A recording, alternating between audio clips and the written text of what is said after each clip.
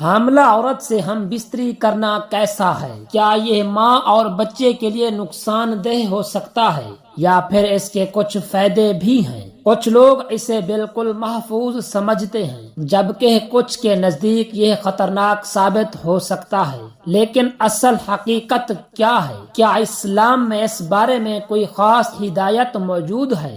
آج ہم ان تمام سوالوں کے جوابات دیں گے اور آپ کو وہ حقائق بتائیں گے جو بہت کم لوگ جانتے ہیں۔ نبی کریم صلی اللہ علیہ وسلم نے فرمایا، جو لوگ حاملہ بیوی سے ہم بستری کرتے ہیں وہ بہت جلدی بسم اللہ الرحمن الرحیم السلام علیکم ورحمۃ اللہ۔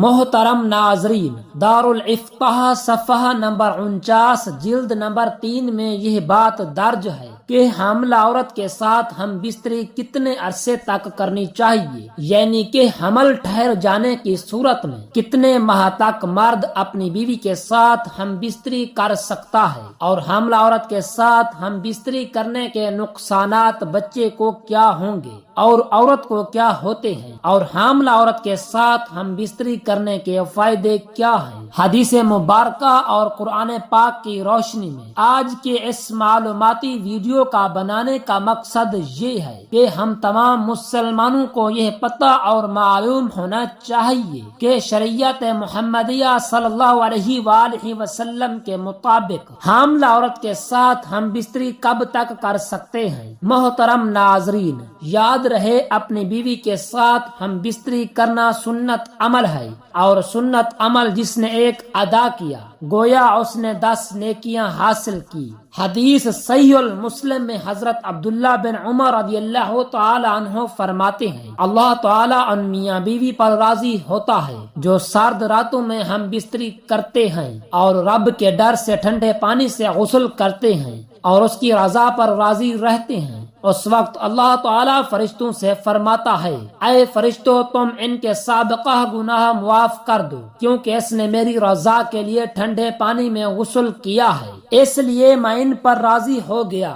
یاد رہے اپنی خواہش پر صبر کرنا بہت مشکل ہوتا ہے، تو اب سوال یہ ہے کہ مرد اپنی حاملہ بیوی سے ہم بستری کب تک کر سکتا ہے؟ 2 مہینے، 4 مہینے یا 6 مہینے کب تک وہ ہم بستری کر سکتا ہے اور کب اس کو منع ہے؟ حمل کے دوران اگر ہم بستری کی جائے تو اس کا فائدہ کیا ہوتا ہے اور نقصانات کیا ہوتے ہیں؟ حاملہ عورت سے ہم بستری کتنے مہینوں تک اس کا خاوند کر سکتا ہے؟ تو جواب بڑی توجہ کے ساتھ سنیے گا۔ پہلے تو یہ بات سمجھنا ہوگی کہ کن کن صورتوں میں اسلام کے اندر ہم بستری کرنا منع ہے۔ پہلی چیز ہے حیض۔ حیض کے دوران حیض کی کم سے کم مدت 3 دن، زیادہ سے زیادہ مدت ہے 10 دن۔ ان 3 سے 10 دنوں کے دوران آپ ہم بستری نہیں کر سکتے اپنی حلال بیوی کے ساتھ۔ قرآن پاک نے عورت کے حیض کے ایام میں منع کر دیا ہے۔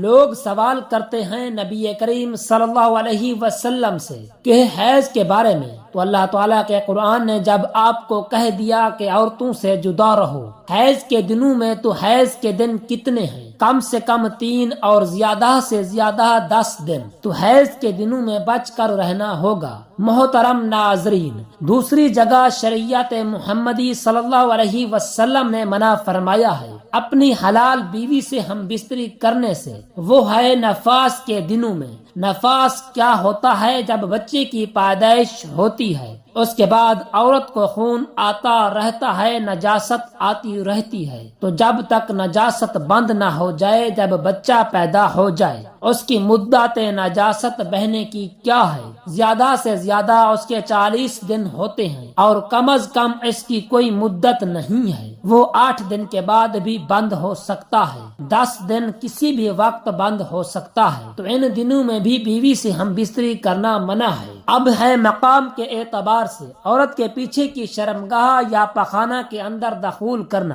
یہاں سے ہم بستری کرنا اللہ تعالیٰ کے قرآن پاک نے منع کر دیا ہے۔ شریعت مطہرہ کے دیگر تمام علماء کرام اور ہمارے پیارے نبی حضرت محمد صلی اللہ علیہ وآلہ وسلم سے یہ بات ثابت شدہ ہے، عورت کی پچھلی شرمگاہ سے ہم بستری کرنا، یہاں سے دخول کرنا حرام ہے، بہت بڑی اللہ تعالیٰ کی ناراضگی والا عمل ہے۔ لہٰذا اس سے بچنا ہوگا۔ اللہ تعالیٰ نے قرآن پاک میں فرمایا ہے تمہاری بیوی تمہاری کھیتی ہے، تم جہاں سے چاہو آؤ لیکن کہاں آؤ۔ حرف کے اندر یعنی کھیتی کے اندر کھیتی وہ ہوتی ہے جس کے اندر بیج ڈالا جاتا ہے تو بیج اگتا ہے، غالب امکان یہی ہوتا ہے۔ کوئی بیماری لگ جائے، کوئی اور مسئلہ بن جائے تو وہ الگ بات ہے، لیکن غالب گمان کیا ہوتا ہے کہ وہاں سے کھیت اگتا ہے۔ جس کھیتی کے اندر بیج ڈالا جاتا ہے اور بیج کی جگہ حرف جس کو کہا گیا ہے وہ آگے کی شرمگاہ بیوی کی ہے، پیچھے کی نہیں۔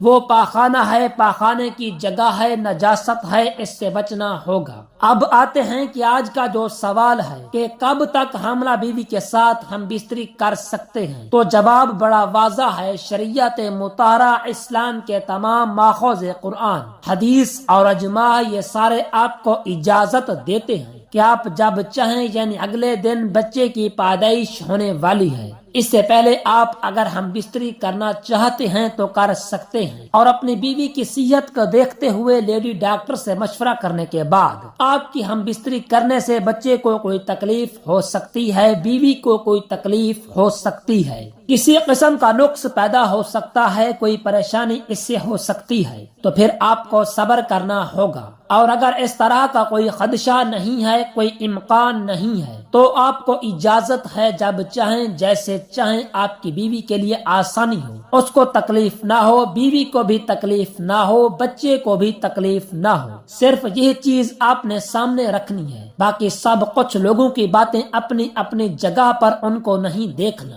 صرف اور صرف شریعت مطہرہ آپ کو اس حوالے سے آزاد چھوڑ رہی ہے، صرف آپ نے ڈاکٹر کی رائے کا احترام کرنا ہے۔ لیڈی ڈاکٹر جو مستند مسلمان ڈاکٹر ہونا ضروری ہے۔ حاملہ بیوی کے ساتھ ہم بستری کرنے کے فوائد کیا ہیں؟ فقہا کی رائے ہے، لیکن رائے انتہائی مستند کتاب کے اندر لکھی ہوئی ہے۔ رد المخاریہ فتاوی کی بہت بڑی کتاب، دار الافتاء کا حصہ یہ کتاب ہے، بڑی معتبر کتاب ہے، جس کے صفحہ نمبر 49 جلد نمبر 3 پر یہ بات موجود ہے کہ اگر حاملہ بیوی سے ہم بستری کی جائے تو بچے کی قوت سماعت کے اندر اضافہ ہوتا ہے، حافظہ مضبوط ہوتا ہے، اس کے بال بڑھتے ہیں، اور تیسری چیز یہ ہے کہ اس کی بینائی تیز ہوتی ہے۔ یہ فائدہ ہے اس عمل کے، اگر اس کو اس سوچ کے ساتھ، اس یقین کے ساتھ کیا جائے تو انشاءاللہ یہ فائدہ حاصل ہوگا۔ اور ظاہری سی بات ہے، خواہش تو پوری کرنی ہے۔ انسان کو اللہ تعالیٰ نے پیدا کیا ہے، اس کے سامان بھی پیدا کیے ہیں، خواہش کی پوری کرنے کی حلال طریقے سے بندہ پورا کر سکتا ہے، تو اس پر کوئی پابندی نہیں ہے۔ دعا ہے کہ اللہ رب العزت ہمیں اپنی بیوی کے ساتھ حلال طریقے سے ہم بستری کرنے کی طاقت اور توفیق عطا فرمائے، آمین۔ میں امید کرتا ہوں کہ میری یہ ویڈیو آپ کو پسند آئی ہوگی۔ اگر ویڈیو پسند آئی ہو تو ویڈیو کو لائک اور کمنٹ باکس میں آمین ضرور ٹائپ کیجیے گا، شکریہ۔ اگر آپ چینل پر نئے آئے ہیں تو چینل کو سبسکرائب کر لیجیے گا تاکہ اس طرح کی معلوماتی ویڈیو کا نوٹیفیکیشن آپ کو بر وقت ملتا رہے۔ ملتے ہیں نئی ویڈیو کے ساتھ، تب تک کے لیے خیال رکھیے گا، دعاؤں میں یاد رکھیے گا۔ جزاک اللہ۔